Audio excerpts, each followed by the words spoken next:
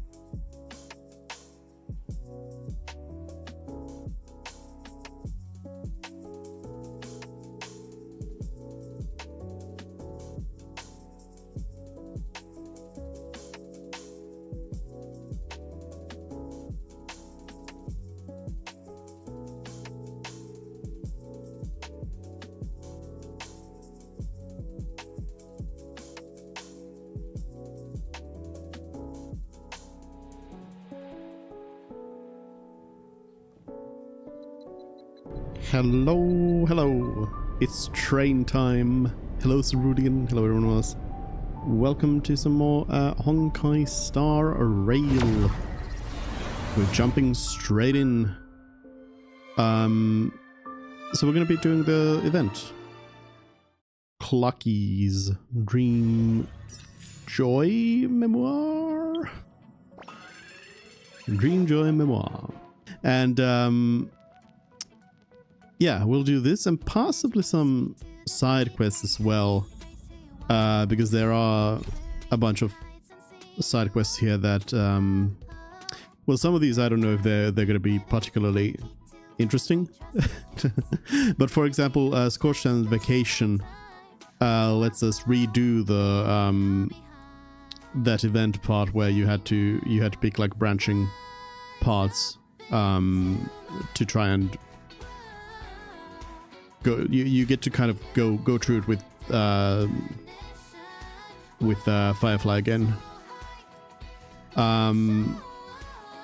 I already got a little bit of progress because it kind of auto progresses when you go there, since I've explored the area up to the point that I can, with just half of the area unlocked. So that place is still, Scorched Land is still kind of open for stuff.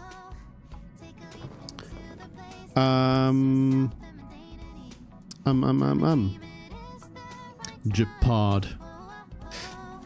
Oh, Japad. So, the reason I don't have Robin yet, with all the pulls I've had, is that I have Japad, who I will probably not even be using in any capacity. So, that was a real shame there.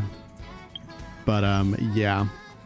Anyways, let's go to this. Okay, so it's the stopped clock in the Clock Studios theme park.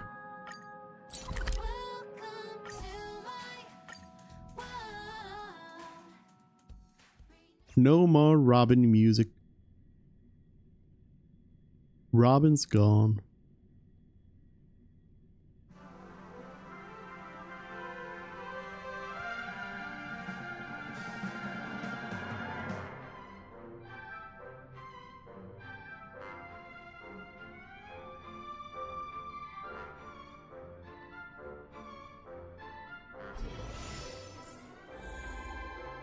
So I am still hoping that that Robin will come home fairly soon, because I would still want to get a Topaz, and I'll basically be, after I get Robin, I'll basically be putting all the rest of my jades during this part of the patch to Topaz, which isn't gonna be that much, I think, because yeah, we've got like 2 weeks left of Robin and Topaz here. So yeesh.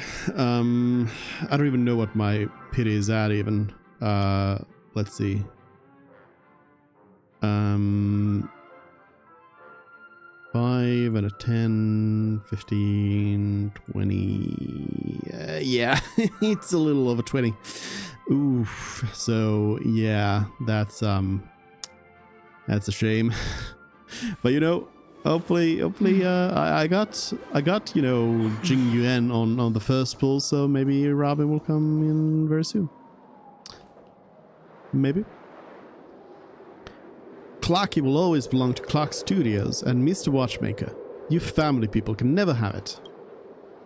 Sir, please calm down. I'm here to help you on behalf of the Iris family. The lovely Clockie has brought immense wealth to Penacony. Now that he is in a bind, the kind and beautiful Miss Note is ready to lend a hand. I'm sorry, but Clockie isn't in any trouble, nor does he need such hypocritical goodwill. Are you sure? The financial report of your company seems to tell a different tale, though. The patent is about to expire, the chairman has gone missing, and the commemorative movie has been postponed. The urgent reopening of the theme park, despite the accident, is your way to ease the cash flow pressure, right? How is Clock Studios going to solve all these problems without the family's help?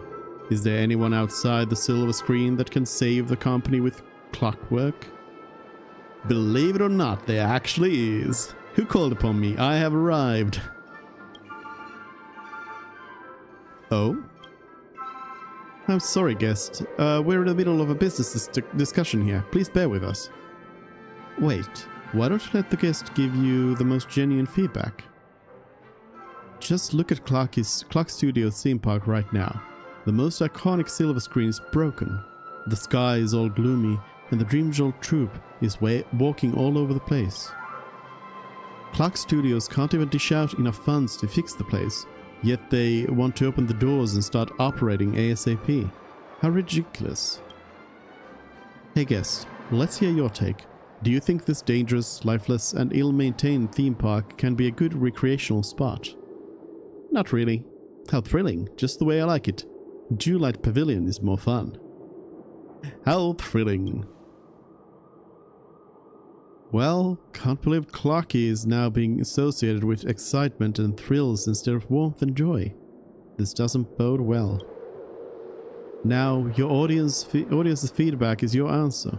You are shooting yourselves in the foot with your futile effort to turn things around. Even so, we'll never sell Clockie. Please see yourself out. Alright, I'm sure you'll come to your senses sooner or later. However, there might no longer be such a generous offer on the table by the time Clock Studios files for bankruptcy with the Alfalfa family. Darn it. There's no rush, so I suggest that you sleep on my offer. I'll take my leave now.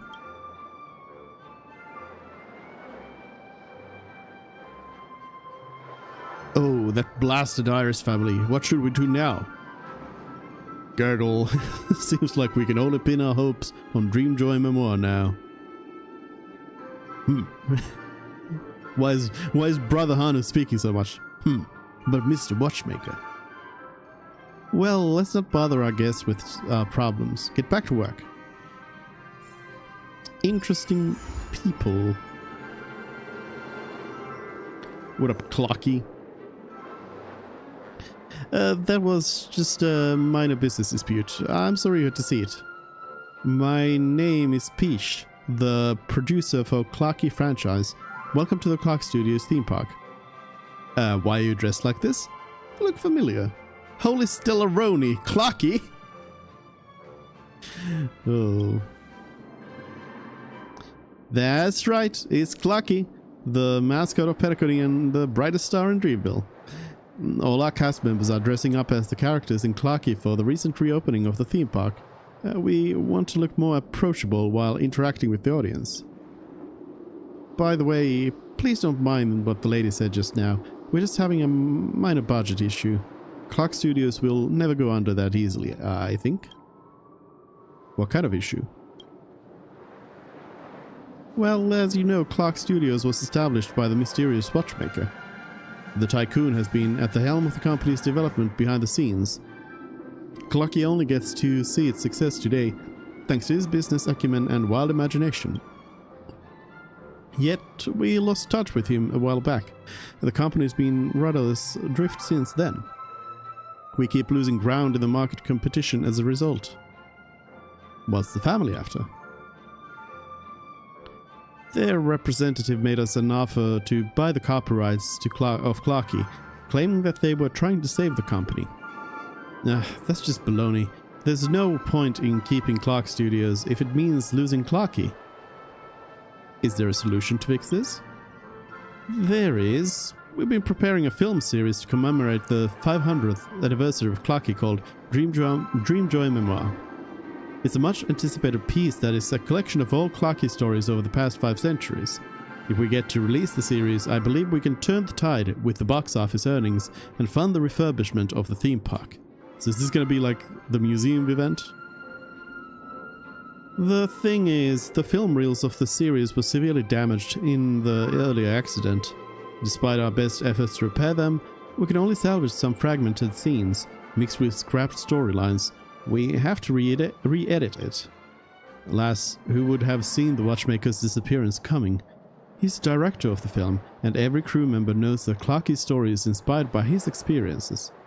However, none of us knows much about his background, nor do we dare to take on the director's role without authorization. For Clockie's future, please keep us posted if you know anything about the watchmaker's whereabouts or someone who's familiar with his story. I'm familiar with the watchmaker's story. I don't really know. Good luck. I'm familiar. Really? Now isn't the time to joke around. I'm telling the truth. Present the invitation letter from the watchmaker. Present the watchmaker's hat. I'm telling the truth. Well, it's not that I find you untrustworthy, but there are simply too many things that are untrue in dreams. I'd appreciate it if you could show me some proof. Invitation letter. I see you're Mr. Watchmaker's guest. Please forgive my rudeness. Still, it only proves that Mr. Watchmaker invited you here. It doesn't mean you know him well. Here's the hat. This is Mr. Watchmaker's hat. Yes, I'm pretty sure this is it. He was wearing this hat when I met him. I heard it's something very important to him, but now it's in your hand. How old is Peach here, having met the watchmaker? I understand, guest. You may be the only one who can save the Dreamjoy Memoirs movie series now. Please follow me to the theater. I'll show you the work Mr. Watchmaker left behind. Seeing that this is your first time doing any editing, I'll guide you through the basics. Are you ready? Ready. I also remember that there's new levels apparently to the other minigames in this area. Tick-tock! The watchmaker left behind a lot of raw story snippets that need to be edited before they can be released. Come on, let's practice our editing skills in this Chronometer Chronicles film first. A long time ago, when Clockie was just a crew member on the Compass, he and his companions sailed the seas and encountered all sorts of adventures and marvels.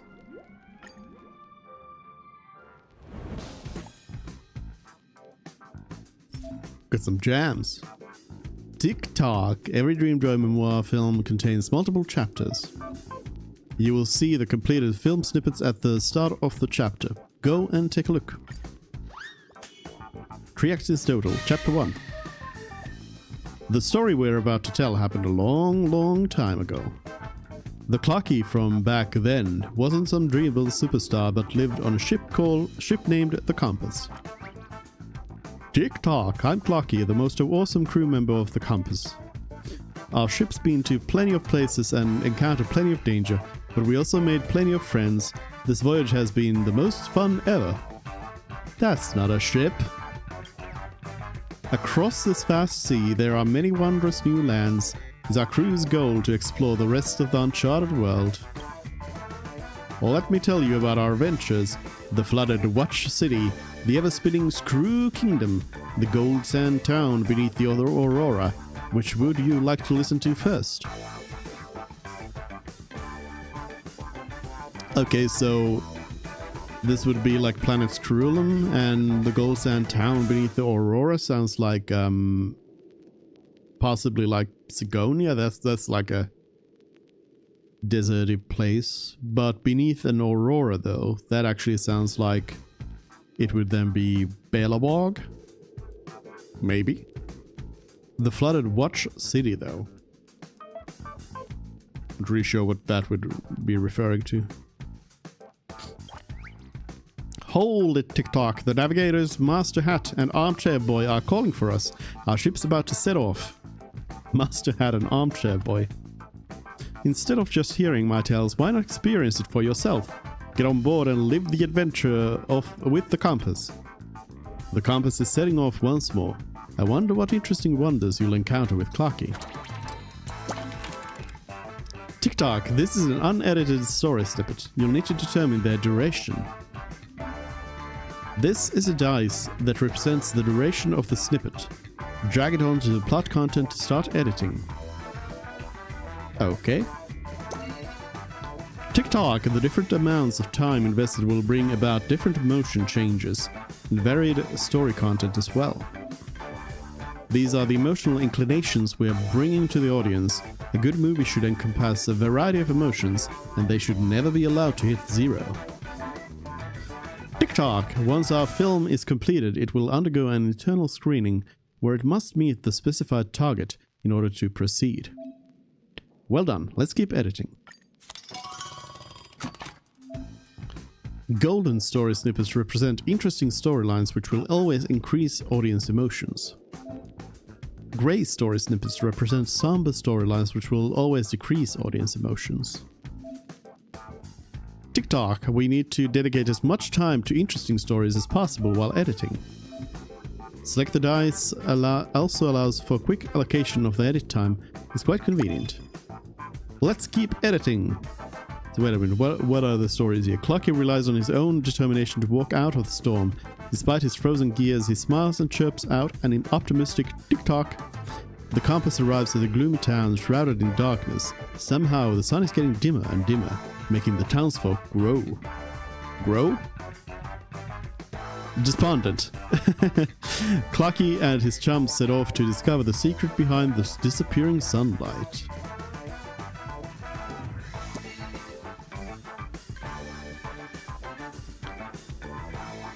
Clockie finds the suspect behind the dark shade cast over the town. Those tricky pranksters, the bombheads, they are all crazy, tough bad guys locked in bitter combat against Clockie and the crew.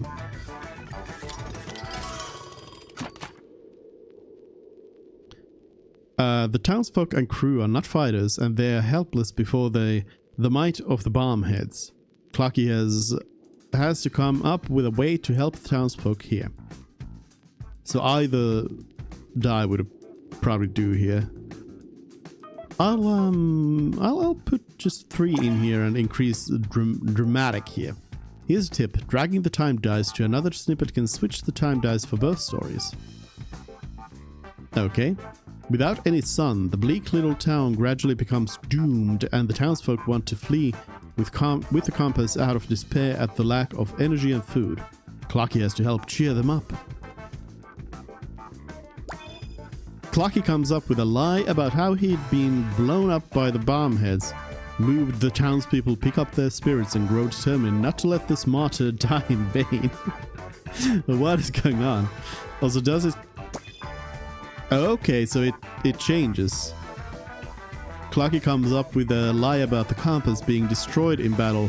The townsfolk have no choice but to pluck up their courage and come face to face with reality. Well, then Clockie lights up the small town and the bombheads gather up at the sight of the flames. But the townsfolk have already been evacuated, and all that remains back at the town is gunpowder awaiting detonation. Why is Clockie killing everyone? Oh, let's do it the other way around. Continue editing. By all the aeons, this is my favorite one. This film is better than drinking Soul Glad. Simply too peak. Scared me so bad I broke out into a cold sweat. Almost got sick as well. The film is in test screening and internal screening passed. TikTok, we're about to enter the next stage of editing. Put the story dice in. To reignite the sun over the gloomy town, Master Hat drags the brim of his hat and flies off into the sky, leading the remaining bombheads up into the dark skies. The bombheads were ignited by the sun's embers, and their explosions ignited the extinguished sun. Light and heat return to the land, but Master Hat will not be returning to the compass ever again. Sad, but also... What?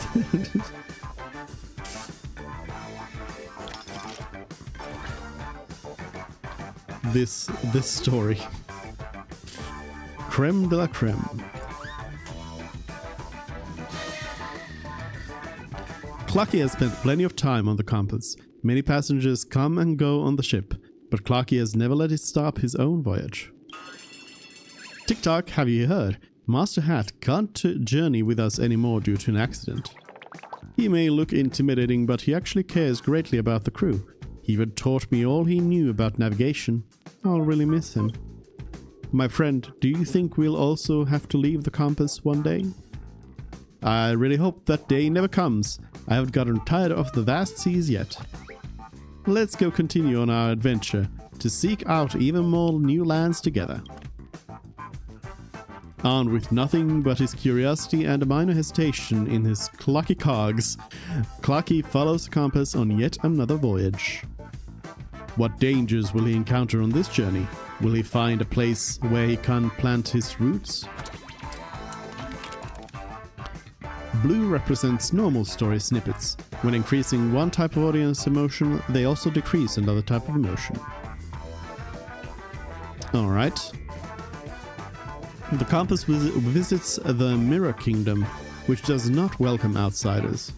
The crew is stopped outside the palace, and they are helpless with no choice but for Clockie to help them come up with a way out. The lower point says, Clockie discovers that the royal mirrors here have the same big round head as he. He pretends to be one of these mirrors with a heavily painted face and is sent to the Imperial Palace to embark on his own adventure. That's not how mirrors work. Or, Clockie discovers that the royal mirrors here have the same big round head as he. He pretends to be one of these mirrors and is sent... Oh, this is the same, no matter what we put in there. The other one is Clockie strolls through the palace by night and bumps into a rather curious Miss Mirror. She's the princess here with a breathtakingly vast knowledge, despite having never ever left the palace before. Sometimes Mirror Princess comes to tell Clockie about her knowledge of the mirror world. Hearing all this news of a new world makes Clockie grow hungry for adventure. Or, Clockie often regaled Mirror Princess with tales of his adventures, and she begins to long for a life at the sea. Clockie also misses those halcyon days of travel. Alright, so yeah, I think we'll do a 3 and a 5 because we need a lot of thrilling here.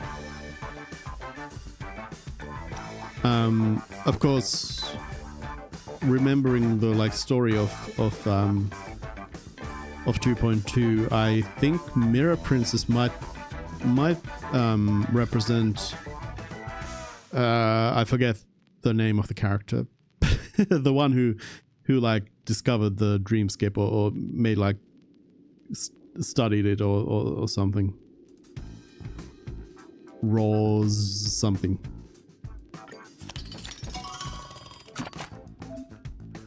Green represents continuous story snippets, and you need to invest enough time to gain emotions. Effective when 4 or higher. Well, I've got a 4. So, I wonder what happens if I try to put a 2 in there. To catch Mirror Princess, King Frame sends a large number of troops to hunt down the compass, but they have never sailed in the deep blue ocean, and instead tumble to the bottom of the sea, one after the other. Clockie is violent stuff. The crew of the compass puts aside any past grievances to rescue the drowning mirror soldiers who have no choice but to release Mirror Princess. Or, the crew of the compass plans to teach the mirror troops a lesson by throwing dozens of stones into the ocean, smashing them to pieces. Why is this the right choice? No. Clockie, stop murdering everyone. Clockie sneaks back to the compass, but he's still thinking about Mirror Princess. It would be great if she could board the compass too. He has yet to realize that the Mirror Princess has already appeared on the boat. Oh? The crew accepts Mirror Princess and hosts a feast in her name. The princess uses her knowledge of the mirror world to draw nautical charts that can help the compass to travel even farther offshore. What if we put a 4 in there? The crew accepts and hosts a grand celebration for her. The princess uses her knowledge of the mirror world to draw a nautical chart. Okay, yeah, so that's nothing. Okay.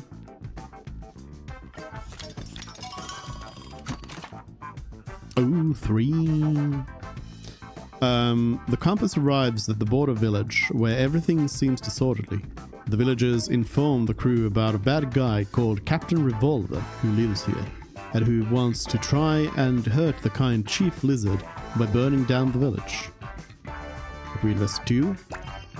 To help these borderland villagers, Mirror Princess and Clockie decide to find this villain who calls himself Captain Revolver and vie to take him down. Or... Same. Okay, so we can just invest points into that. So would Captain Revolver then be the other nameless? Possibly. In battle, Captain Revolver tells Clockie a secret, that actually it's Chief Lizard who is the bad guy. He wants to use the fire to back the villagers into a corner and sell off all the homelands to crocodile traders. Ooh. Clockie and his chums reveal Chief Lizard's plot, but the villagers are not willing to believe this bunch of outsiders. Thinking it's all a lie, they drive them out of the village. Or, Clockie and his chums reveal Chief Lizard's plot, but the villagers somehow don't seem to think that working for crocodile traders is that bad. Instead, they seem to support Chief Lizard. Any difference here? Nope, still the same. And then here, Captain Revolver and Clockie are driven out of the border town. Misunderstood by his colleagues, Captain Revolver is very sad, but the crew of the Compass accepts him. Clockie invites him to be a guard aboard the boat. Captain Revolver promises to join the Compass. He strikes up friendships with the other crewmates and keeps the Compass safe. What if I invest more points in that? Captain Revolver hesitates for some time, but in the end, Clockie's earnestness impresses him. He decides to go out adventuring at sea with the crew. Alright, so the more you invest into one of these, the worse the outcome becomes then, in terms of the story as well.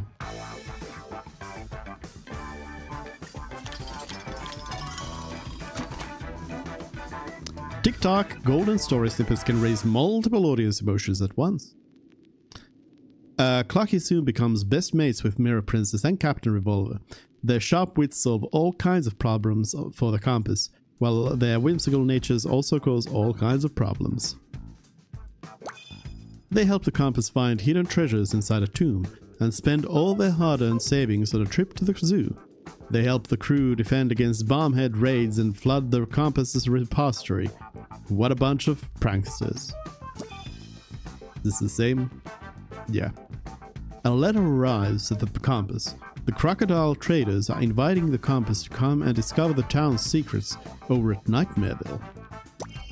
Because of previous debts, the Compass has to take on this assignment. As Clockie starts helping Mirror Princess gather information and rush, he discovers that it is actually a prison here. Ooh. So yeah, this is definitely like...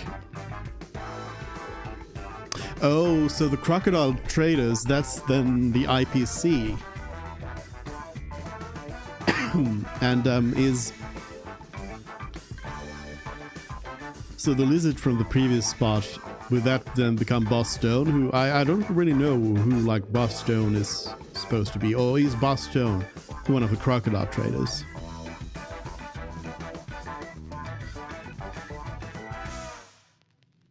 But yeah, so they discover Penacony then. That's just the story we just did. It's pretty cool to have it like this as well. Absolutely thrilling. I haven't been this thrilled in a while. Let's watch it again. This film is better than drinking Soul Glad simply to peak. Not only was it thrilling, but it's also got flavors of absurdity and satire. This flick is 1 in a million. The night before arriving in Nightmareville, Penacony, Clockie has a strange dream about a sea of fire, a swath of darkness, and a vast wasteland, and a glorious paradise. Aww. It's a very, very long dream that doesn't stop until Clockie's dial has made 1,111 turns.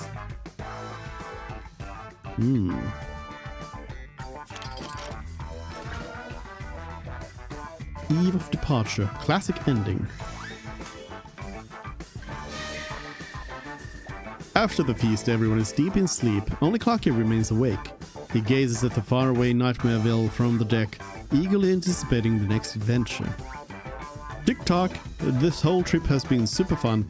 We've gained plenty of new friends on board, like the clever Mirror Princess and the formidable Captain Revolver. But more and more crew members are leaving the Compass. And each time we embark on new lands, a bunch of friends will alight. Tick-tock, why do you think they are abandoning their journey? Have they grown weary of it? Or have they found another journey beyond the Great Sea? Tick-tock, is that the legendary Nightmareville? Armchair Boy said this place is fraught with unknown dangers. But don't be afraid, with me and my comrades around, it'll definitely turn out fine. Sleep tight, friend. We're going to begin our grand adventure tomorrow. Tonight, Clockie has a dream. A very, very long dream. Even longer than any of his voyages. The Compass is about to dock at Nightmareville. What challenges will Clockie encounter here? Will he and his comrades save the day? And will Clockie's voyage continue? Stay tuned to the Clockie commemorative film Dreamjoy Memoir Part 2, The Dream Scare Crusade, where we kill the IPC. Tick-tock, the start of Flick's editing is done. Good job. Complete classic ending. We just got a film reel for extra stories which are about the supporting characters. Brother Hanu's extras film reel. An extremely cool. I'm surprised you've mastered the production techniques of Dreamscape animation so quickly. Your editing style, performance and plot arrangements are just like Mr. Watchmaker's. You've done a terrific job. Dear guest, director, I'd like to sincerely invite you on behalf of Clock Studios to join the production team of the Dreamjoy Memoir animation. That's it? I'm the director now? I didn't say I wanted a job. My services are expensive. Yeah, give me Jade. Don't worry, Clock Studios is bound to rise once the series hits the cinemas. We'll surely pay you handsomely when the time comes. The other film reels of the Dreamjoy Memoir series will also be restored one by one. Once the editing is completed, they are ready to be released. By the way, during the editing work just now, you should have received an extra story reel, no? This is the material used to shoot extra stories. You can find animators to complete this extra story. Those animation-obsessed artists are all wearing various characters as headwear. You should be able to identify them immediately. Filming extra stories for characters is a glorious tradition that Clock Studios has continued to the very present. The characters who didn't get to be fully shaped in the main flick can showcase their uniqueness in extra stories and gain more popularity. Do you have time now? Let me explain the details. Go on. Creating Dreamjoy Memoir extras is the duty of other animators, but they'll definitely need help. The obtained film reels can unlock the production plan for Brother Hanu's extras. Right there. Hanu Animator. Did he want to be teleported nearby? I guess.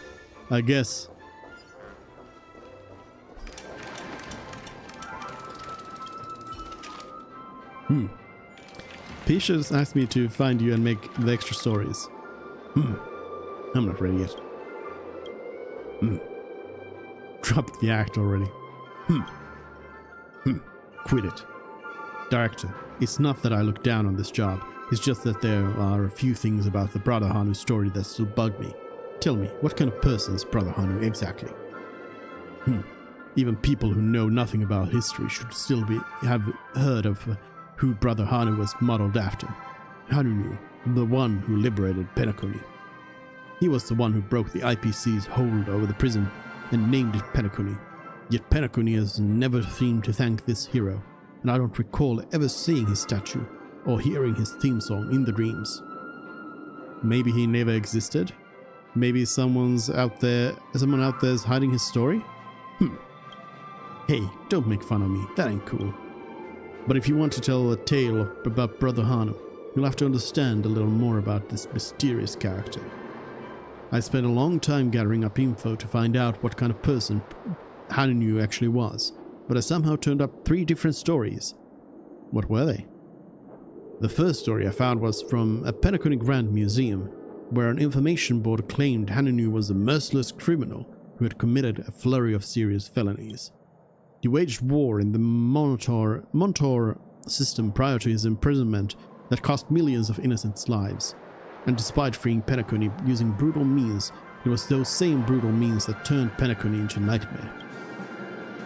The executed corpses piled up high as mountains under his cruel regime, with war and disaster ravaging the world.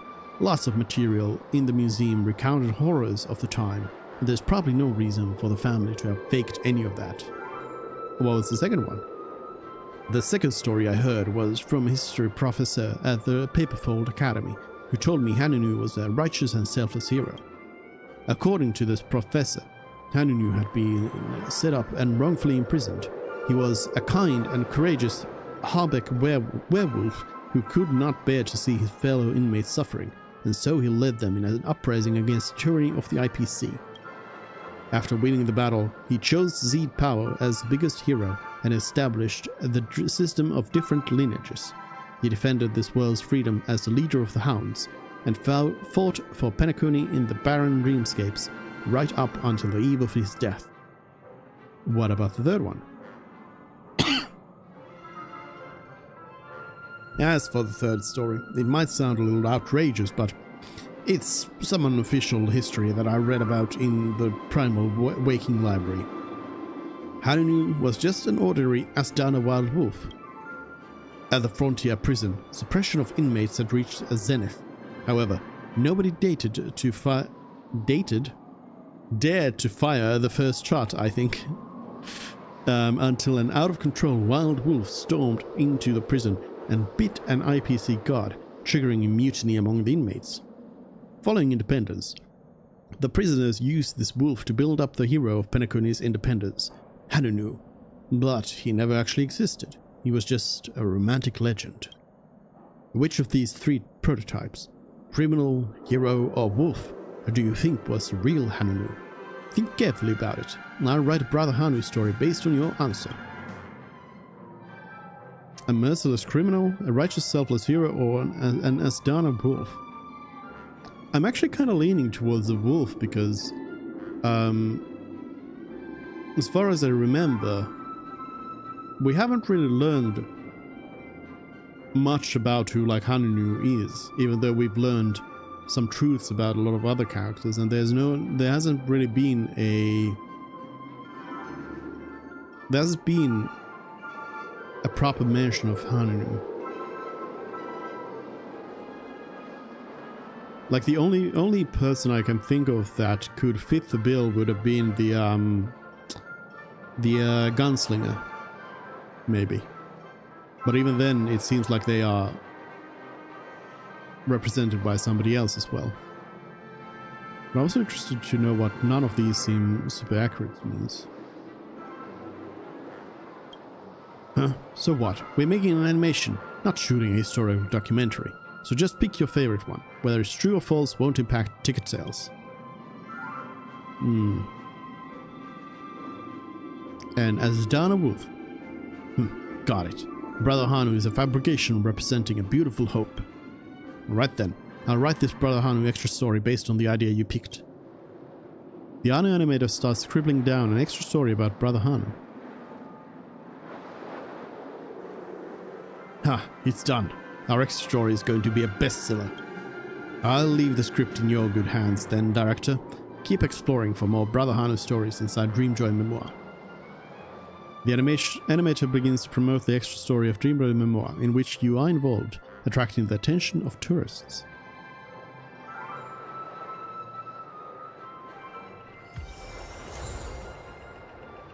The extras commercial is done. Time to continue editing Dreamjoy Memoir. Brother Hanu's Extras, an extra story of the Clockie Dreamville animation series. This story takes place in a different timeline from that of the main series. Oh, I see. Hey, that's Bellabog.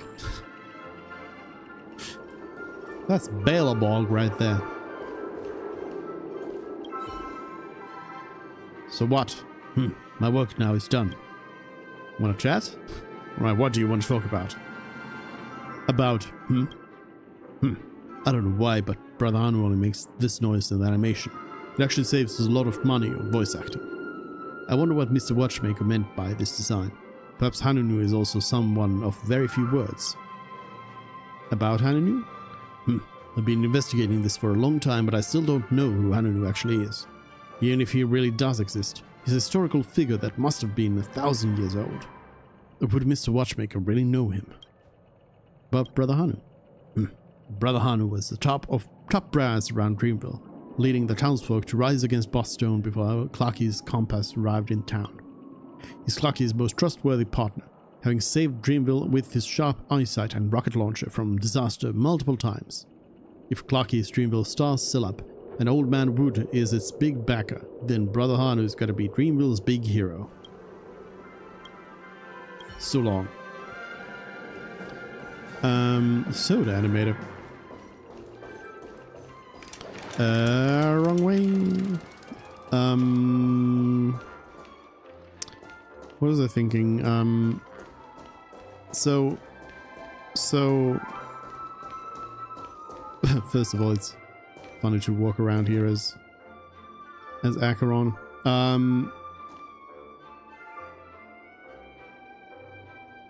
Yeah, so the kind of timeline of things is very fuzzy, but I think in this game they sometimes do drop like time frames and years and stuff like that. But I think a good idea is to sort of just not think about it too hard, because I know that there's stuff in this game that just don't line up at all in terms of like time, and here in Penacony it's especially true. Like again, Peach knowing like the watchmaker, but having like a middle-aged or young NPC model, not very sure about that. And then there's stuff like Pela's age, like the fact that Pela somehow was in a band with Cocolia and Saval, which would make Pela like 40 years old. So yeah, so I don't think you shouldn't think about it too much. Director, have you already finished making Brother Hanu's extra story? I heard that the extra you shot explored Hanu's past from all kinds of angles. The animator for Brother Hanu's can't stop praising your narrative skills. The animator is usually known for his arrogance, so we're going to need you to help him come up with some ideas. We're really sorry about this. That's alright. What about the reward? Then show me a token of your appreciation. What about the reward? I'm sure you've gained some knowledge during this, the directing process, right? The repeating that's to follow is still editing the movie. The refurbishment fund of the theme park, the fate of Clock Studios, Mr. Watchmaker's expectation, and the future of Clockie. They are all in your hands, director. Alright. TikTok, welcome. Come and complete the editing work for the Dreamjoy Memoir film series. You just finished the editing for the start flick. You're another step closer to finishing Dreamjoy Memoir. There are many films waiting for us. Come, let's keep going.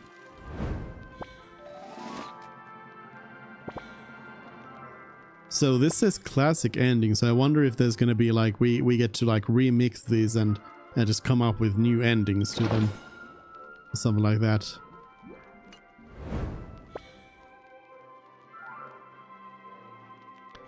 Dream Scare Crusade, Dream Jolt Havoc, Dream Myth Escapade, and Dream Joy Secrecy. Clockie and the Compass arrived at Nightmareville, a town overrun by alligators, only to find it in utter chaos.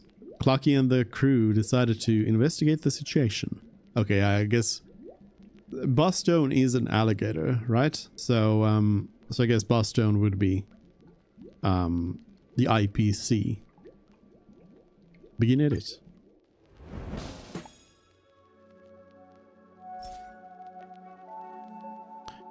Please select the chapter you wish to edit. Ooh, branching chapters. Nightmare Dip.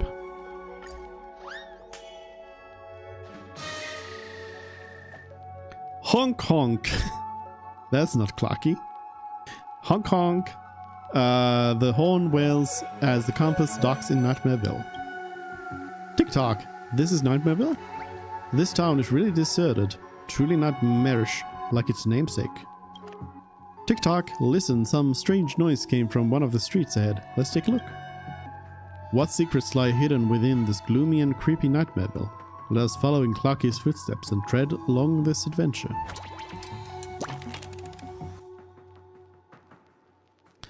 The crew steps out onto the streets of Nightmareville and sees for themselves the desolate wasteland. Flames lick at dilapidated wooden houses, and hungry crocodiles roam through the ruins. We need to make this dramatic.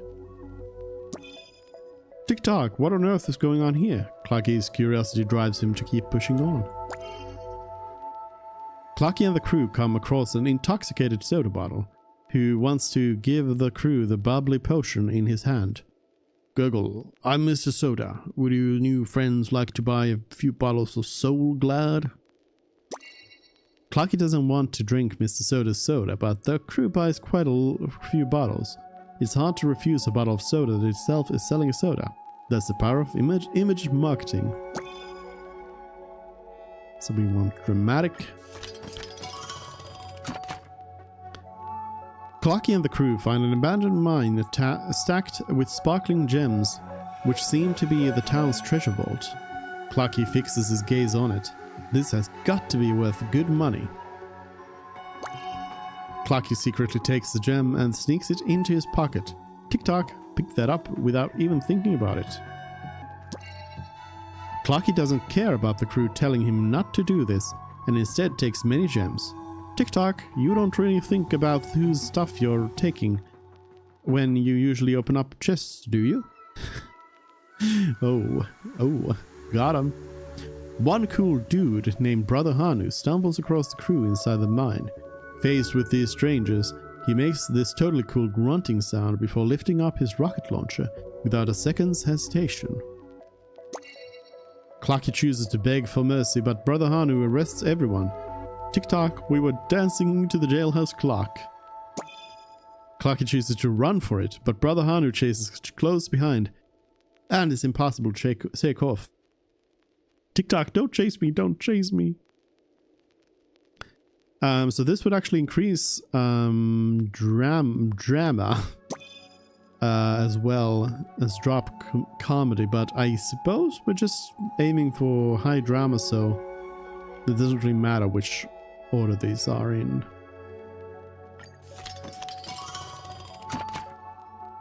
Mr. Soda appeared once again before Clockie and is seemingly a friend of Brother Hanu. He sought to resolve the conflict between Brother Hanu and the crew, earnestly advising Brother Hanu to stop. Brother Hanu heeded Mr. Soda's advice and temporarily set aside his hostility. He let out an unwilling Brother Hanu ignored Mr. Soda's advice and brushed them aside. Gurgle, I'll show my skills in the extras. With Brother Hanu's permission, Mr. Soda tells the story of Nightmareville to the crew, who all listen attentively.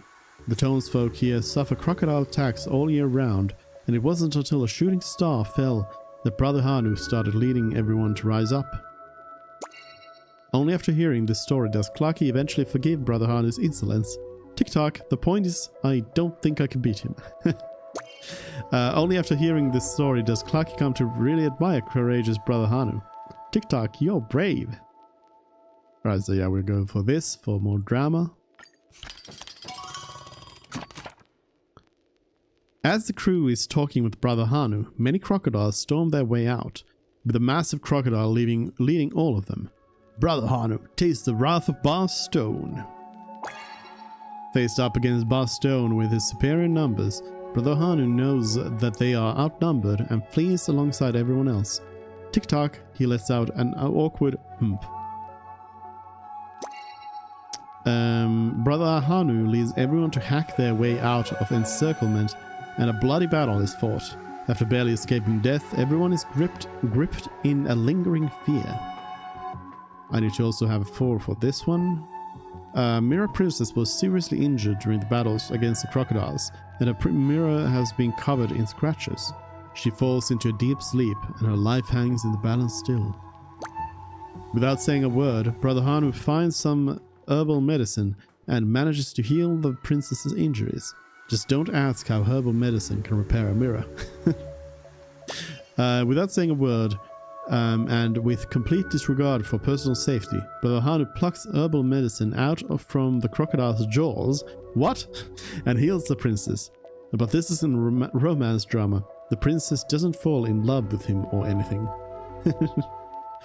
At night, Boss Stone launches a sudden ambush on Brother Hanu's stronghold.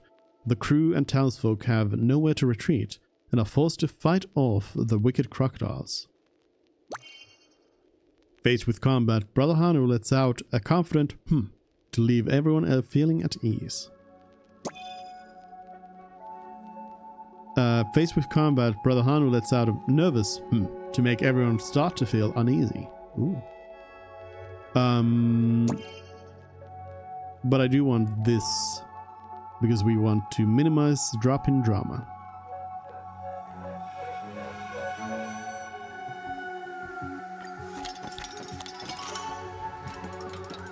Test streaming. In the face of fate, 1,000 words can only assemble to become a sigh. After selling Soulglad in Penacony for all these years, I thought myself dry of tears. All those smiles and tears, I just felt the meaning of life again. Clockie and Brother Hanu temporarily defeat Boss Stone, but if the crocodiles don't leave, Nightmareville will always remain locked in nightmares. Good-hearted Clockie and his crew would never turn a blind eye to this. They decide to help Brother Hanu and the townsfolk take back their happiness. Tick-tock, the crew of the Compass is truly loyal.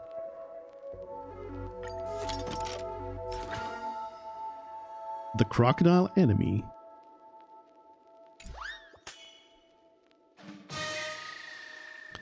After an arduous battle, the crew and townsfolk emerge victorious, fending off the vile Boss Stone. But Brother Hanu tells Clockie that Boss Stone still has many lackeys and will soon make a comeback. Tick-tock, so that crocodile trader was scamming us. No riots are going on here. It's because the townsfolk had enough and started revolting. The crocodile baddies are about to run out of luck. The Compass crew will never sit idly by against ruffians that oppress the innocent. Tick-tock, before the next voyage begins, we must rid the town of the crocodiles and allow its residents to return to their peaceful lives. Let's go, friend. Let us team up with Brother Hanu to defeat Boss Stone. The Compass's crew elects to help Brother Hanu. Clockie also rushes into the fray, his dial brimming with justice and compassion. But this isn't just some playground tumble, it's an actual war. A war that is far more brutal than Clockie can imagine. It needs to be very dramatic. Boss Stone is far more powerful than the townsfolk force that Brother Hanu leads. If they want any hope of defeating Boss Stone, the entire population of Nightmareville is going to have to team up. Good-hearted Clockie and his crew would never turn a blind eye to this. They decide to help Brother Hanu, and then the townsfolk take back their happiness. Tick-tock, the crew of the Lord Compass is truly loyal. Okay, same. Brother Hanu and Clockie come across Sister Wildflower, who is currently being hunted by Lieutenant Chitters. Tut, if you want my help, hurry up and save me. Brother Hanu effortlessly rescues Sister Wildflower, who gifts Brother Hanu a flower. Tick-tock, here's the gossip. Hanu was totally blushing. Brother Hanu puts his life on the line and rescues Sister Wildflower, who sings a moving song. Now we'll keep going for the drama. So I wonder when the plot kind of branches, if the requirement changes, if we then need to turn it into something more thrilling or more comedic, and that's why we are like building up these other points. Clockie comes across a crybaby, who also happens to be one of the townsfolk captured by Boss Stone. Sob, if you want my help, then you're gonna have to tell me a sob story. Clockie tells the story of his own life. Sob, that's not sad enough, but don't worry, I'm sure you'll be much sadder soon enough. Ooh. Clockie tells the story of Master Hat. So, that's a real tearjerker. I hope you'll be even sadder in the future. Sag. Clockie meets shopkeeper Leaf, who used to be one of Boss Stone's lackeys. If you want my help, tell me what's in it for me. Clockie takes out a piece of treasure from the compass, and this covetous one instantly joins the squad. Tick-tock, shouldn't we sign service contracts first? Clockie takes out some of the many treasures from aboard a compass, and this covetous one bows down deeply to Brother Hanu. Tick-tock, why do you never do that to me? But no, we gotta do it this way around. To increase the drama. Tick-tock, the story snippet here will amplify the emotional gain from other plot lines. Keep in mind to make good use of them. Okay. So we get in. So yeah, this is basically it's already set. Seeing Brother Hanu's squad gradually grow, Boss Stone starts to become worried. He decides to launch an ambush on Brother Hanu's panic room. Striking while they're unprepared, Boss Stone launches an ambush. Many townsfolk are gobbled up by the crocodiles. Tick-tock, it's an animation, so they're all going to get spat out soon, right? Right? Many townsfolk are injured in the attack. Tick-tock, they don't have any respect. Brother Hanu calls up his allies to defend against the surprise attack. The townsfolk of Nightmareville and the crew team up in solidarity. The crowd joins forces to fight off Boss Stone and his attacks. Tick-tock, friendship. I forgot what comes next. The crowd joins forces to rout Boss Stone and his attacks. Tick-tock, friendship, bonds, the future. Clockie's got no idea.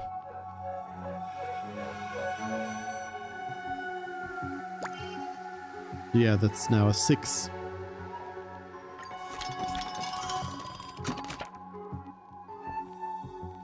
Despite the battle having been won, the number of casualties is tragic. To commemorate those townsfolk and crew who gave their lives, Brother Hanu hosts a funeral. Sister Wildflower sings a funeral dirge, with Brother Hanu making a ferocious during the song. A sorrowful or a sorrowful Okay, so that's probably gonna have to be a 4. This day, Brother Hanu gathers all of his mates but doesn't say a thing. He just lets out a But everyone understands his intention. The day of the counterattack is soon upon them. I would be worried if Hanu said something else. The townsfolk heed Brother Hanu's call and are always ready to fight for their leader. This is for loyalty. Are always ready to avenge their loved ones. This is for my great-grandma who died far too young. Ready to give up their lives for freedom. This is for the dream to eat, drink and be merry every day. The night before the battle, the crew and townsfolk stage a grand party. This might be the start of a long and grand event for the final feast for everyone. At the party, everyone is down in the dumps and worried about the perils they're about to face. Tick-tock, I'll settle down back in Watch City and get married after this fight. At the party, everyone is having a great time. All the attendees will fill the present moment with joy and save their sorrows for tomorrow. Tick-tock, get some rest. After tomorrow, you might not get another chance to wake up. So is this gonna also... Okay, so it increases the... Oh yeah, because it's a ×2 for drama specifically.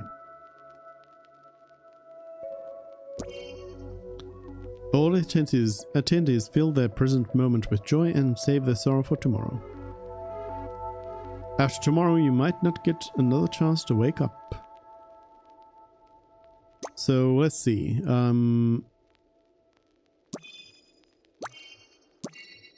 So yeah, there's no difference in which one I put in here. Other than that we'll be building up more comedy through this. And we were not allowed to let any of these drop to 0, though. So there's that part as well. The power of life. We can't resist it, and we can't predict it. I suppose this is the source of tragedy. All those smiles and tears, I just felt the meaning of life again. In the face of fate, 1,000 words can only assemble to become a sigh. Tick-tock, this is where the storylines can branch.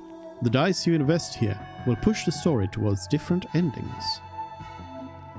Let's finish the editing of the classic ending first, and then go experience other endings. Oh, so this is how it is. Finish editing classic ending to unlock. Fine. During this battle, Nightmareville pays a heavy price in defeating Boss Stone, but the plutocratic Boss Stone is able to stage a comeback. The townsfolk are very anxious and all propose that Brother Hanu conduct peace talks. Brother Hanu rejected the proposal for negotiations. He vowed to completely drive Boss Stone out of town. Tick-tock, half-measured resistance is the same as resistance at all.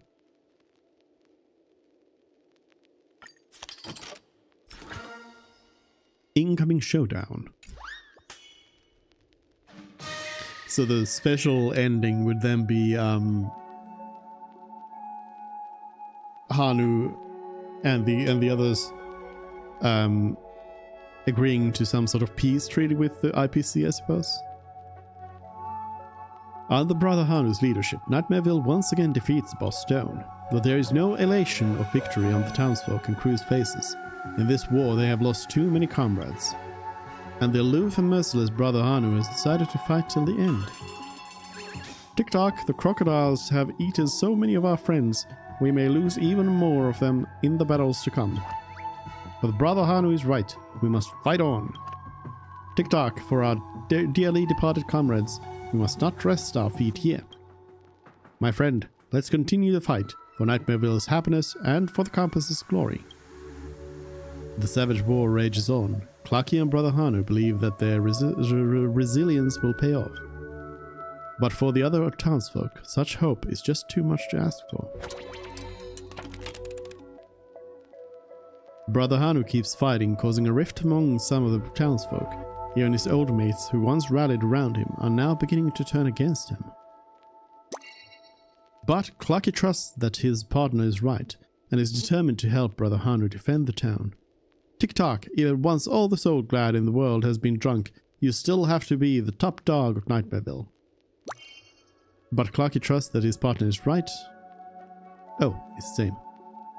Facing such a chaotic turn of events, some townsfolk choose to defy orders and become lackeys of Boss Stone, while others choose to start from scratch and become the next Brother Hanu. Brother Hanu feels very lost. He never expected his persistence to lead to everyone's betrayal. Fine, he did think about it, but he doesn't regret it. Brother Hanu feels very lost, but Clockie and the crew comfort him. Tick-tock, who cares if these Tick-tocks don't like you? You are the OG Tick-tock. Build the drama. Mr. Soda is still hanging around Brother Hanu. He believes his soul glad can one day pull in more profits than even Boss Stone. On this day, he leaves the house stone cold drunk and wants to sell shopkeeper Leaf some of his soda. Shopkeeper Leaf hates Mr. Soda's soda, so he harshly kicks him out. Ever see anyone water their garden with soda? Shopkeeper Leaf loves soda, but who said drinking soda has to cost money? Shopkeeper Leaf steals Mr. Soda's soda. I didn't steal it, I just didn't pay for it. Interesting. At night, Brother Hanu appears in front of Clockie's house to talk about about some dreams he's been having. But Brother Hanu only lets out Somehow, Clockie seems to understand what he means. He lets out an exclamation. Helping to bring peace to the townsfolk. The truly great have no need for prolixity. Somehow, Clockie completely understands what he means. Brother Hanu's wish is to turn Nightmareville into Dreamville. Who isn't filled with inspiration about hearing that?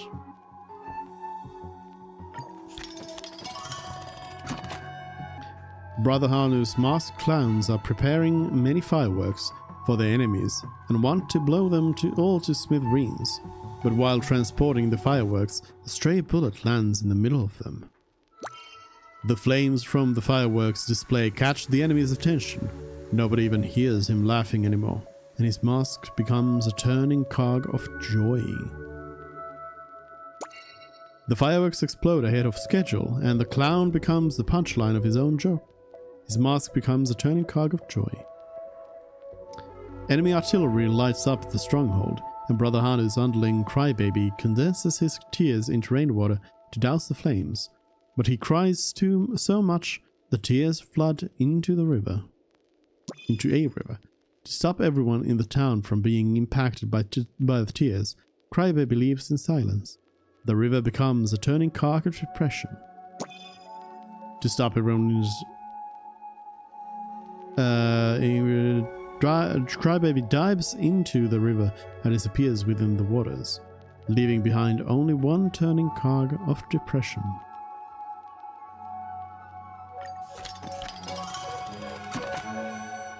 Clockie hears the bad news about his mates and is overwhelmed with grief. He knows that if Brother Hanu doesn't put an end to this ridiculous struggle, then more and more friends will be harmed. Clockie remembers the times he used to spend with the masked clowns and crybabies. Hatred rushes up onto his clock dial, transforming into a turning cog of rage. Tick-tock, war, revenge. Why is Clockie so violent? Clockie remembers the times he used to spend with the masked clowns and crybabies. Wrath rushes up onto his clock dial, twisting and spinning into a cog of rage. Tick-tock, kill, kill, kill. Brother Hanu catches a traitor in the military ranks whose intel only ends up betraying the masked clowns and crybabies. He points his launcher into the air and takes aim at the traitor's head. Before Clockie is able to speak up, Brother Hanu has blown the traitor to pieces with his launcher. Tick-tock. Cool. Why is Clockie so violent? Brother Hanu decides to spare his life, thanks to the exhortation of Clockie. Tick-tock, let him have his life. Our forces could use him.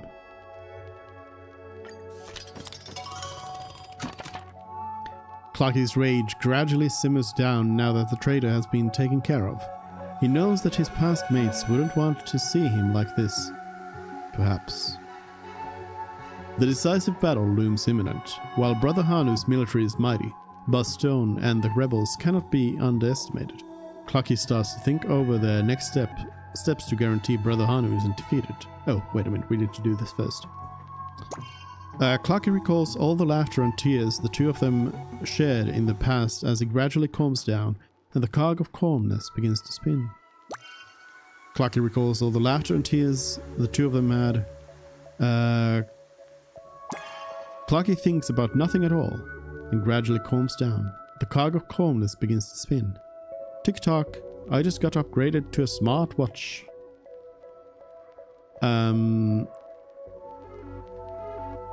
So the next step. Clockie's hands are spinning around and around, but he still isn't able to think up a good idea. Tick-tock, don't worry, let's just do it. Clockie's hands are spinning around and around, but he still isn't... Let's just do it again. Clockie remembers the forest and the desert beyond the town. Maybe he could lay an ambush around there using the element of surprise. Tick-tock, the art of clock warfare. The night before the decisive battle, Brother Hanu has a strange dream. He witnesses a storm, a huge tree flourishing, a lofty skyscraper being built in a vast wasteland, and then a clock being buried underground, before finally a song of tranquility. Brother Hanu wakes up. He sleeps alone and remembers everything about his dream. He's feeling a little bit afraid. Brother Hanu wakes up. He sleeps in the same room as Clockie, and due to his loud ticking, Brother Hanu isn't able to remember the contents of his dreams. Sad. Okay, so we get a multiplier from having 2 over here. And then I can have 1 over here to minimize the loss and maximize the gain over here. 101 drama.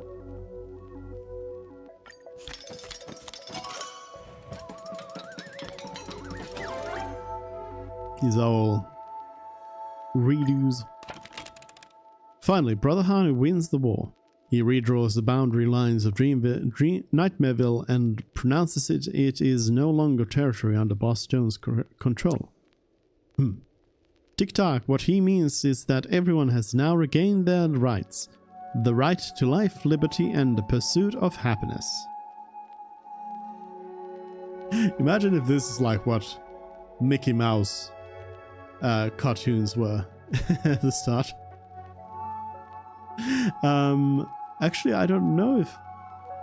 What kind of stuff did Disney like set out with Mickey during World War II? Because that's when like a lot of, you know, wartime propaganda was being sent out, and I'm pretty sure that Disney also took part in that in to some extent, but I don't know if they used Mickey to do any of that. I'm not sure though.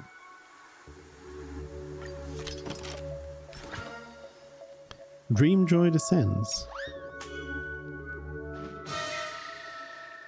Brother Hanu rallies the combined forces of Nightmareville and the Compass and finally topples Boss Stone. Houses are built over the debris of war and the residents regain their freedom. Nightmareville is renamed Dreamville because nightmares will never blanket this place ever again. Slowly but surely, this town finds its own happiness and the Compass must continue on its voyage.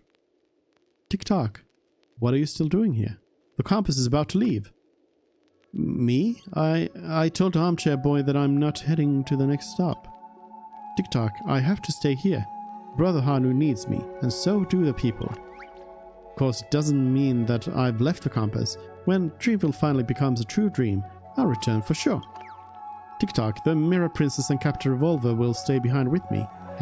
Won't you stay too?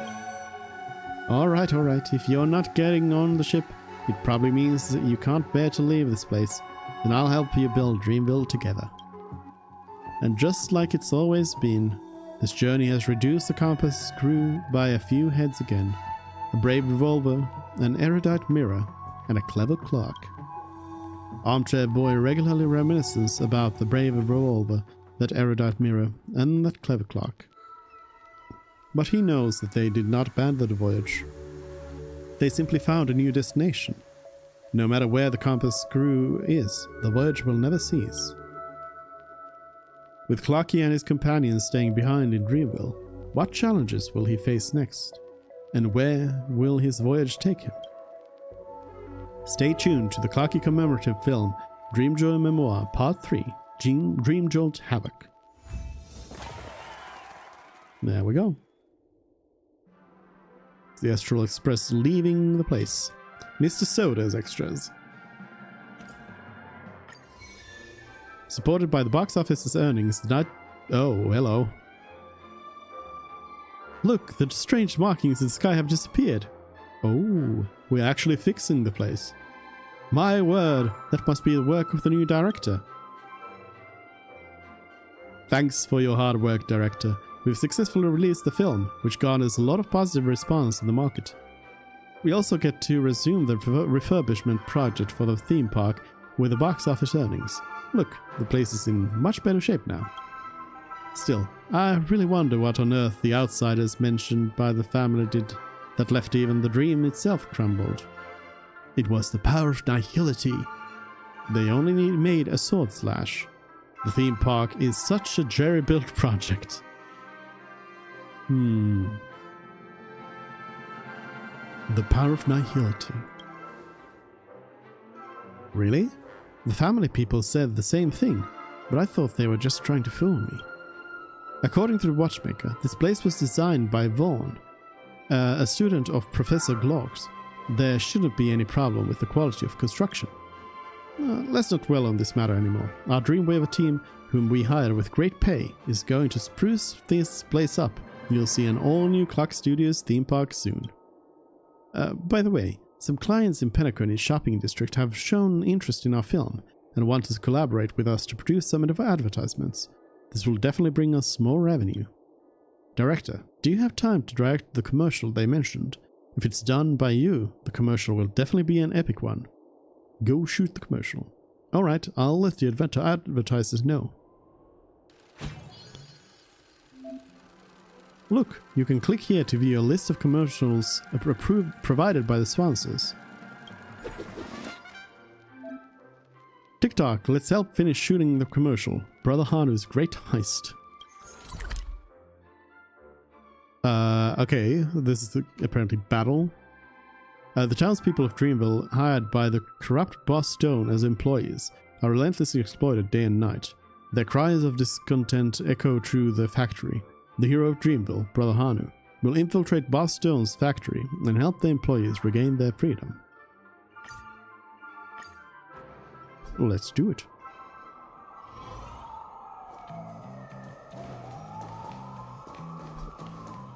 Because that's the one. But then there's also this. Oh no. Oh no. Ha! If it isn't an esteemed guest, I finally found you. I gotta say, after seeing your work, the production crew of The Way of the Wolf had to admit they couldn't compete with the pulse-pounding content you made even as a paid employees. The crew has been putting their focus on filming more interesting extra stories, with hopes of giving devoted and talented guests like yourself more room for expression. Great! You want me to keep working for free? Don't put it that way. Think of it as user-generated content. We're selling a creative experience. Alright, go try it out. The story is reaching its climax. The battle against Boss Stone is absolutely thrilling. We're not getting paid. What do they have? Enter movie mode. Boss enemy incoming. The Way of the Wolf End, Part 1. Well, we get some J's, so... Let's go. Oh no, this thing. Thing again. I forget how to play with Hanu here.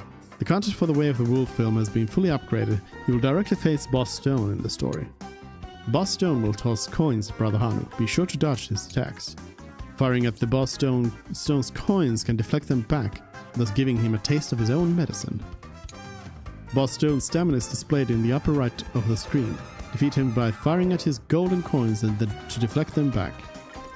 Okay. I forget how to actually, like this. That's how we shoot.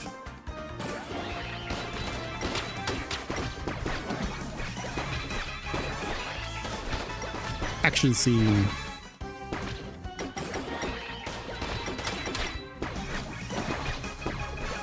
I can shoot at Stone.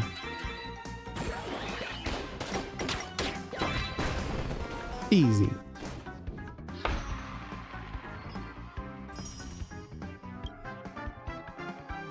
Yeah, easy. So this is the like classic, the first part of it. And then we got boss fights. I guess we'll do these. It's a palate cleanser from all the storylines.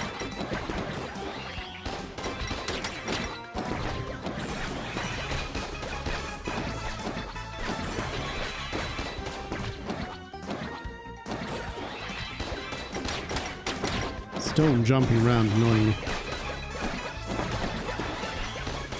Where are you gonna be?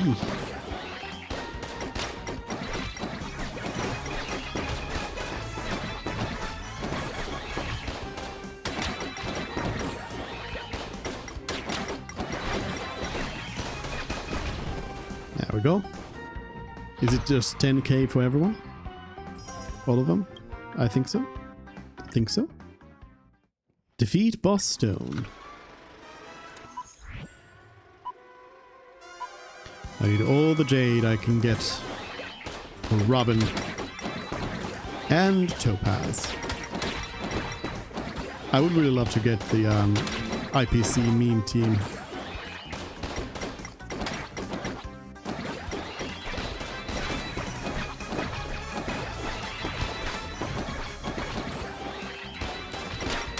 Which, funnily enough, currently is 2 boss stones.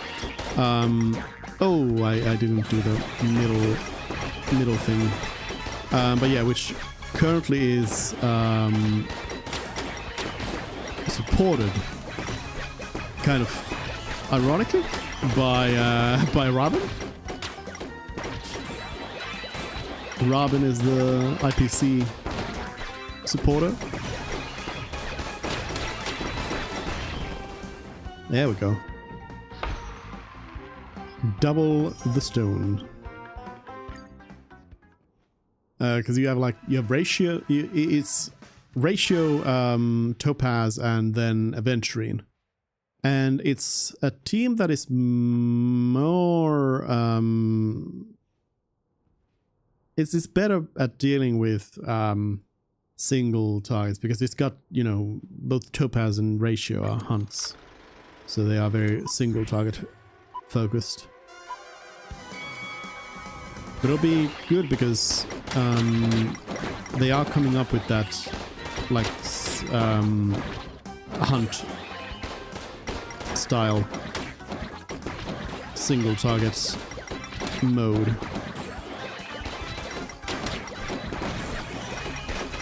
So it'll be good to have a team for that, because right now I have perhaps better teams for like AoE situations.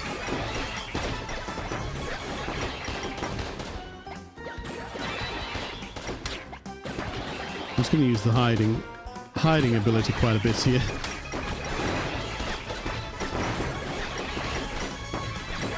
Action scene just keeps on going. Whoa, whoa, whoa, it just keeps on going. Infinite power. What is this? Easy. Unlimited power.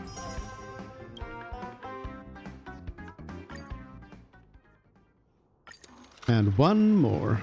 The last one was a bit harder than before. I imagine this might be kind of tough. Oh, I took the wrong side.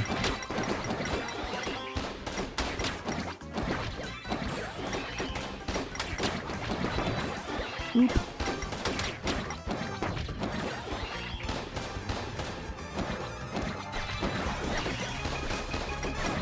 Actually, now I'm thinking, if... like, who is Hamster Ball Knight then? Is Hamster Ball Knight somebody who's just been invented for Clockie cartoons, maybe? Not a real hamster? Giant space hamster.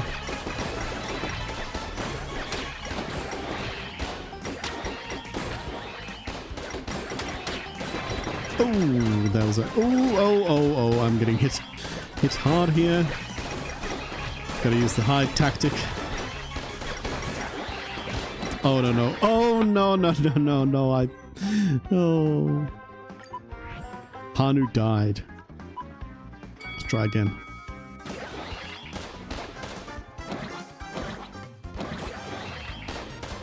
Oof. Timing on those. Oh, that was bad.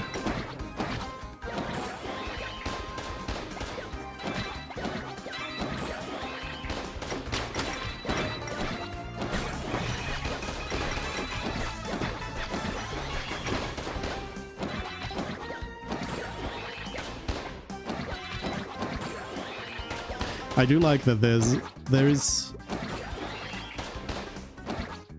this thing where you can... What really helps with like clearing the rounds for all of these is that you can just kind of take a break in the middle of it all by just hiding in the middle. And it's fine. Because it's not time-based. None of this is time-based, so you can just kind of take it easy.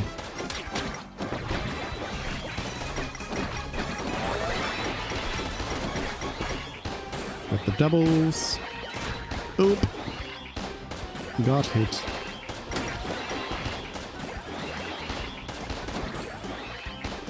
Yeah, like I'm not gonna start working on that. Take some shots. Oop. Oh, too soon, too soon. I was expecting a double shot.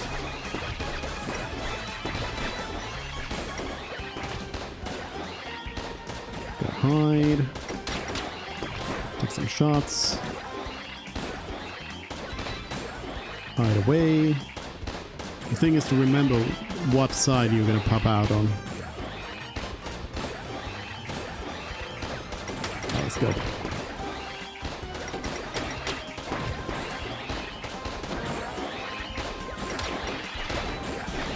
I'm just gonna make good use of the blocking tech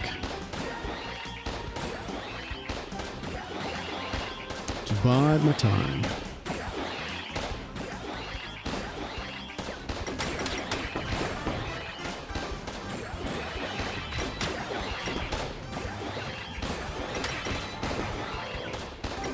Oh, too slow, too slow. Come on now. Let's deal enough damage. Infinite supply. Not quite.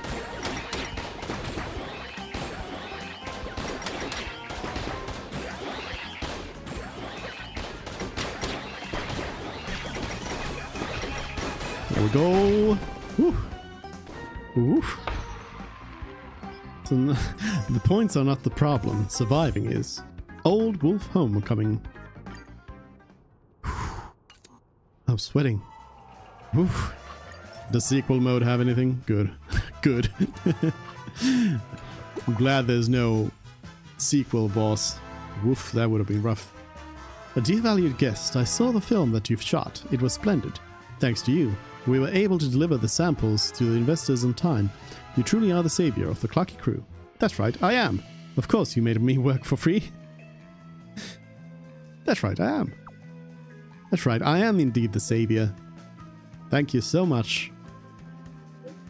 Anyways, after watching your film, the investors decided to increase the project's budget. You can expect to experience more exciting films here in the future. Great! Making me work for free again. Give me an inch. Give an inch and they'll take a mile. Oh, no, no, no. If it's really not unpaid work, you'll love it. Also, I'm gonna need to... this has to be... This has got to be... screenshotted. I'm not really sure. Have they... Surely they have referred to some distance at some point in the game. But here they definitely are referring to inches and miles. Interesting choice. Interesting choice. Surely by the localization team. Interesting choice. Oh no, it's not. It's really not unpaid work. You'll love it. I won't take much more of your time. Keep it up, my future turn. Zero pay director. Mission completed. Also got an achievement for all that.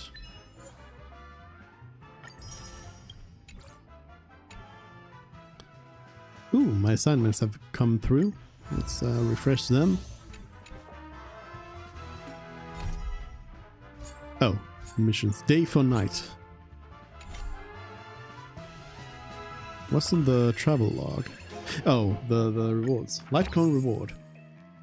Complete the adventure mission Stopped Clock to obtain the Lightcone for tomorrow's journey.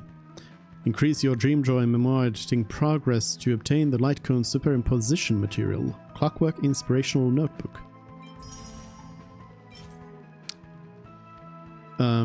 Okay, so this is specifically for that Lightcone.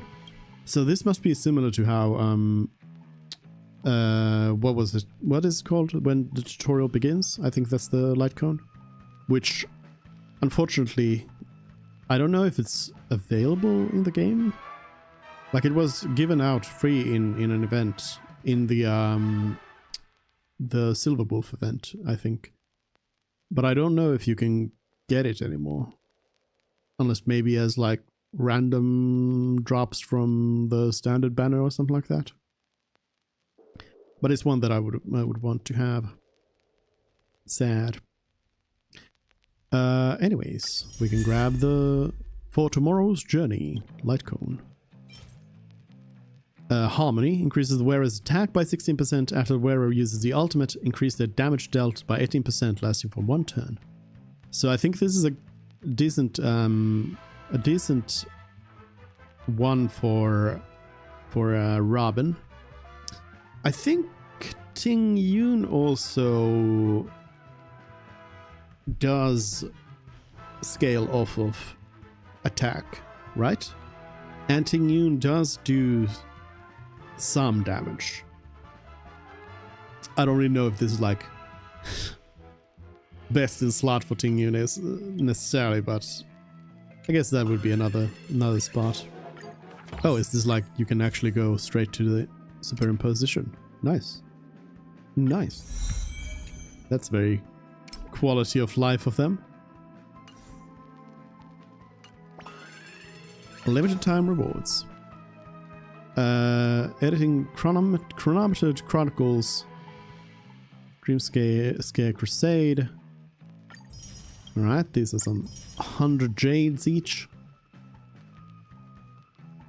There's 300 more jade. Extra stories, they also give 60 jade each. Oh, nope. We actually get 80 for completing all the extras. And commercials also give jade. A decent amount of jade from this event, I would say. What is that? That's like 500 plus 800.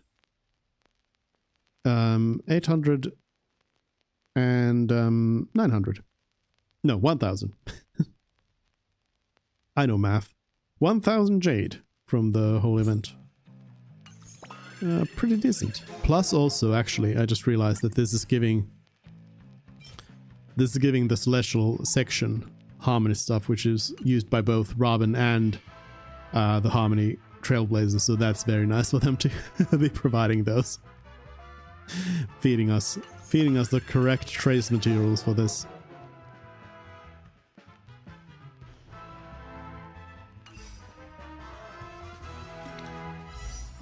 Should we try our luck? Let's do some pulls. Nothing. Nothing. Come on, Robin. Nothing. Genius's repose. And that also means that I have enough for a Star Rail Pass. One more. Last one. Robin. No. I think I can. Let's see. Light cones. I think I don't have it maxed out. Where is this? An erudition.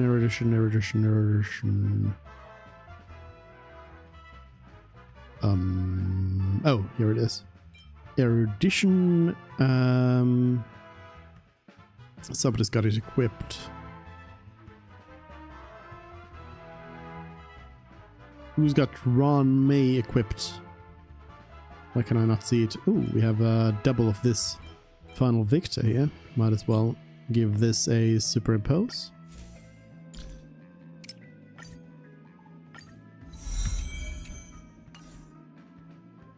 In some cases, I suppose it would be beneficial to keep several copies of some of these, because some are used by several characters, but are there really going to be that many situations where I'm going to need to have like all those characters at the same time on board?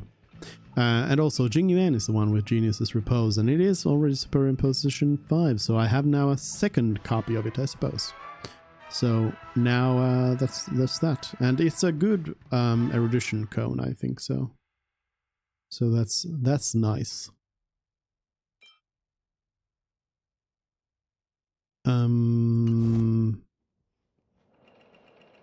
Okay, let's go shoot this commercial then.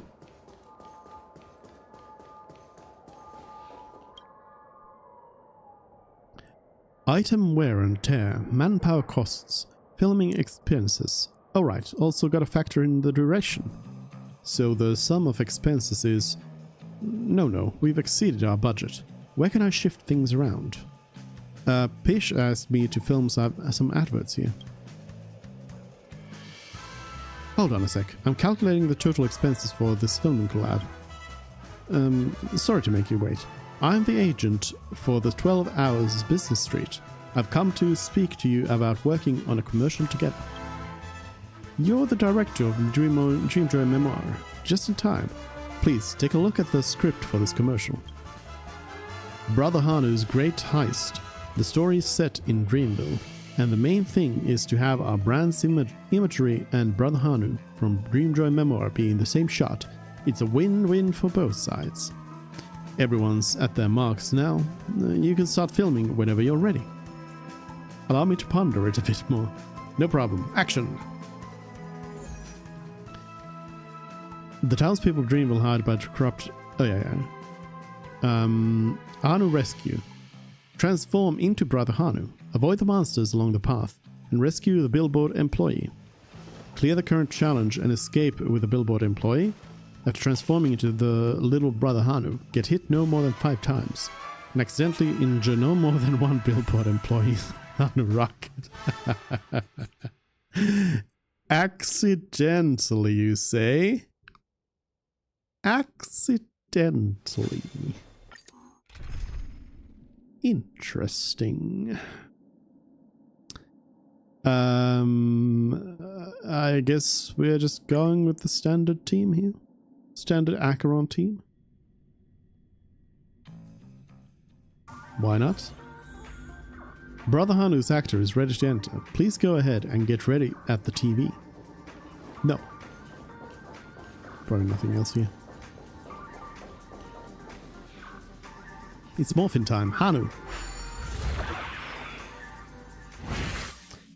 Pain and tears did not exist in dreams until Boss Stone came to the town. The ruthless Boss Stone drove factory workers relentlessly, demanding gems day and night. Within the factory walls, grievances echoed. Brother Hanu, are you ready? Let out a cool grunt. Then attack! Raid the ruthless factory and save all the workers. Go find the billboard staff on this floor. Hello. Trendy doll billboard. I don't want to be trapped in this dismal abyss day after day. I don't want to refine gems anymore. I yearn to be free. I want to disassemble the coolest diamond doll ever. Help me, Brother Hanu. Let out a reassuring grunt. I hope to seek your understanding. We need to ensure each brand gets enough airtime. Hence, we prepared several special actors billboards. Thank you. But other than me, there are still a few billboard bros trapped in this factory. Brother Hanu, please save the rest of my brothers.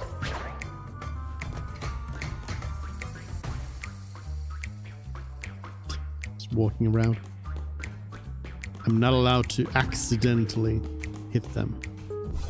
Accidentally. I think I can probably run this.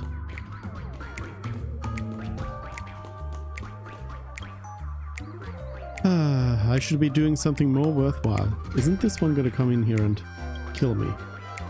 You are Brother Hanu? I knew it. You're taking us to freedom. Then you need a trusty weapon. But through Lulu's zappy gun. Follow this bitter journey and strike down the stars. Bring me along. You won't regret it. It's like Brother Hanu has already found all the billboards on this level. It's time to head to the next domain. The billboards are just standing there. I'm going to wait for it to turn around first.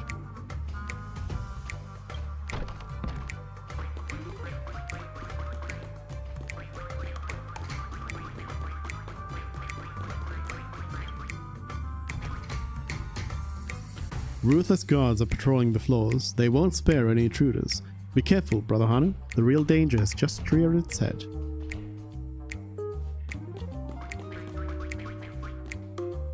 This billboard screaming there. Okay. Okay. The factory is too cramped. It is impossible to use the Utapon Motion Maverick. I long for the roar of the revving engine. This out of it. Hunting vision. Gotta be careful. Oh, I almost got caught there. Bring me along, Brother Hanu. The days without Soulglad are unbearable. Why did they make a whole event with these things? Feeling tired and longing for a break from duty. The gods think so too. Let's take a break and head to commercial. Wrap up your ride, dress up your style, shop at Epirus. It's been a while since I've been to a fashion show to shop till I drop. It's sale season, and the prices don't wait. Seems like Brother Hanu has already found all the billboards on this level. Let's bounce.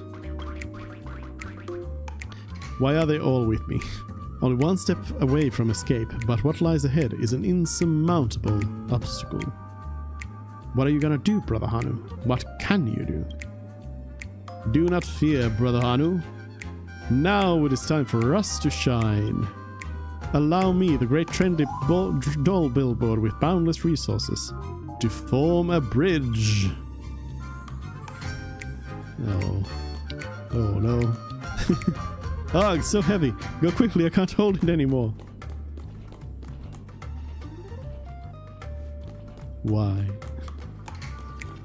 Why? With the help of the billboard, Brother Hanu successfully makes it across the elevator shaft, reaching the final obstacle. So many enemies! Brother Hanu, looks like we have to work together again. Boss Stone's factory has a spare rocket launcher hidden somewhere. We'll cover you. Go retrieve it. Good luck, Brother Hanu. Please defeat the enemies under the cover of the billboards and escape. Okay. Let's see.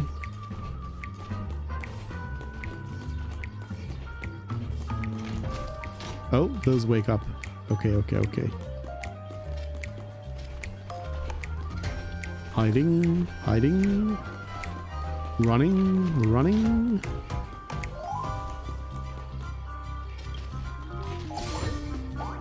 Hanu launcher.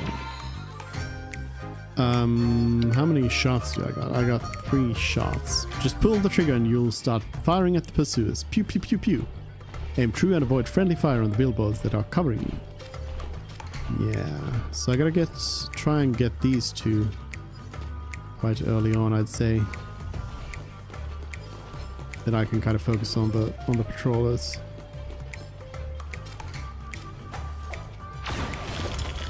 Let's take those out.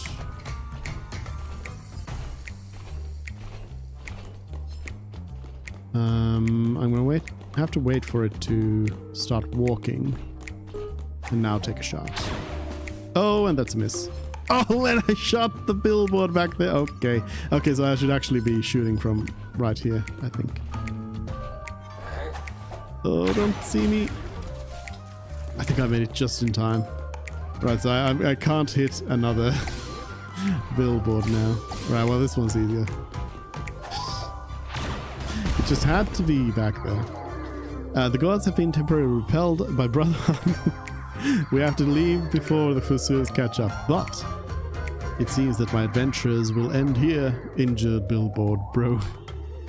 Let my name and words be etched in the annals of Dreamville, the most heroic billboard. Goodbye, goodbye, Brother Hanu. The brave billboard is left in the darkness, but the Dreamville will forever remember its name. Goodbye, billboard. Why is this so dumb? No! No more than 1? No more than 1 means 2. No!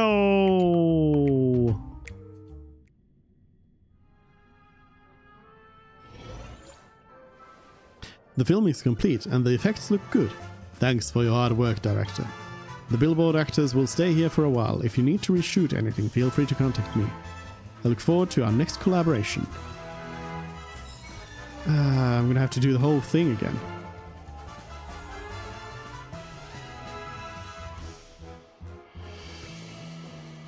I'll do that later. I'll try to remember to do it later. Oh no. Oh no.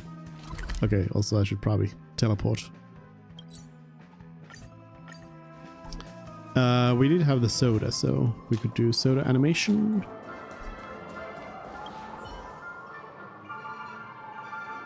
Girl, Mr. Soda's extra story. What am I going to do about that one? The Mr. Soda extra stories commercial has aired. What? That was fast. I feel a bottle of Soul Glad that someone left a cap off, all out of fizz, with no more ideas bubbling up. The Mr. Soda character is a co-production between Soul Glad Enterprise and Clockie Studios. They say the model for the prototype was based on the drink's creator, Mr. Sousa. Based on Soul Glad's ads, he was this incredible cook who believed deeply in harmony. He was kind, selfless, affable, courteous. But Mr. Watchmaker didn't seem very happy with that version. His character, Mr. Soda, is nothing like the graceful saint of legend, but instead is this buffoon bottle, always acting the fool. Is this some kind of prank from the Watchmaker? Is that called artistic license? Perhaps that's his real self. Is it artistic license? Maybe. A self-righteous saint harping on about harmony is boring, so a lovable buffoon like Mr. Soda is going to appeal more widely. No matter how I look at it, I can't integrate the magnificent Mr. Sousa with the rubber-face antics of Mr. Soda. Director, you know the Watchmaker, so can you please help me put together this part of the script? No problem. Do it yourself. Am I doing more unpaid overtime? Don't be like that. You'll definitely learn plenty of directorial skills from this. Come on, let's get creative here. Ladies and gents, Mr. Soda's story starts before Clockie arrived. Back then, Dreamville was still known as Nightmareville, and Boss Stone ruled the townsfolk with an iron fist. Here we find a Mr. Soda who was a local. Chef, youthful idol, artificial weapon, Soul Glad Dream Hunter X. Yes. Huh? Never heard of that before, but it sounds pretty cool. The kids are gonna love it. Okay, let's keep going. Mr. Soda was the local artificial weapon, Soul Glad Dream Hunter X, and worked tirelessly for Boss Stone night and day, just like all the other townsfolk. Boss Stone commanded the townsfolk to dig stones every day, but he only offered them swamp weed and soiled water from the Crocodile Lagoon as food and drink. Everyone was miserable from it. And so Mr. Soda began to brew up a mysterious beverage, and all of this was to soothe the people's pain with sweetness, make a huge sum of money, or use the soda to control the minds of the people.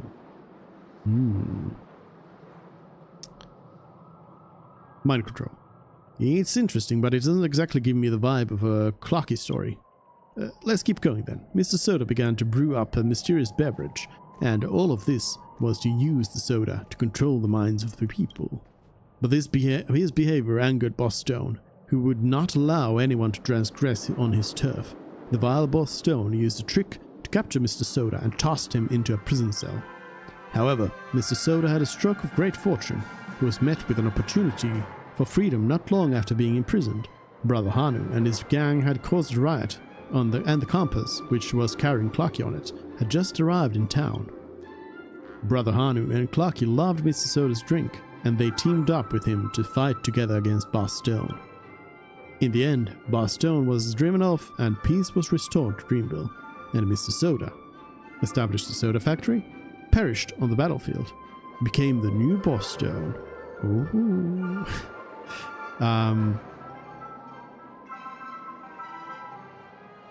Sure, let's throw in that. It's a bold idea, but one with a nice moral lesson inside it. The Dragon Slayer becomes the dragon. Great, we're done with the extra story script then. Mr. Soda's story starts before Clockie arrived. Back then, Dreamville was still known as Nightmareville, and Boss Stone ruled the townsfolk with an iron fist. Here we find Mr. Soda, who was a local artificial weapon Soul Glad Dream Hunter X. Boss Stone commanded the townsfolk to dig stones every time. Yes, we have got all of this.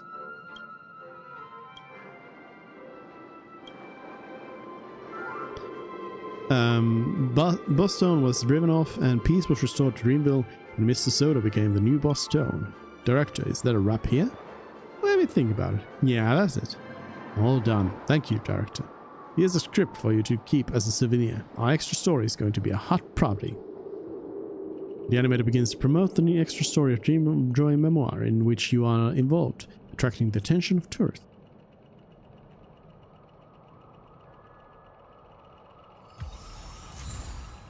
Mr. Soda's extras. A different timeline. An alternate timeline, for sure, for that one. For sure. Do we have... No, I keep thinking that this is the season pass thing. Because there was... It's just telling me there's more. There was, no...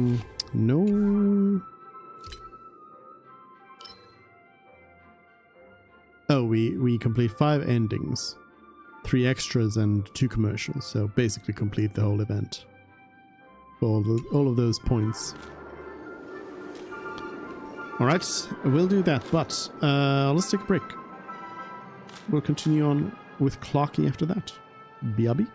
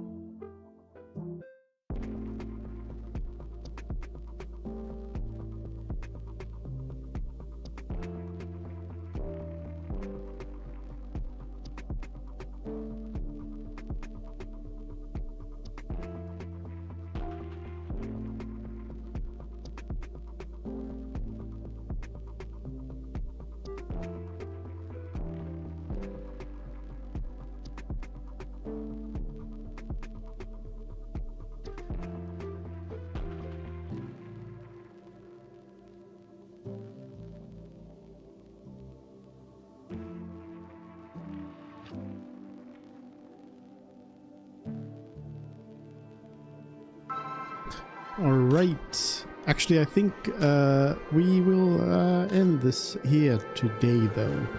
I'm still feeling a little bit ill, and it will probably be a good idea to rather rest than try to stream this. So, yeah, we'll leave it at this today, and we'll be back tomorrow with some Ever Crisis. So, thanks for joining, and see you tomorrow. Bye.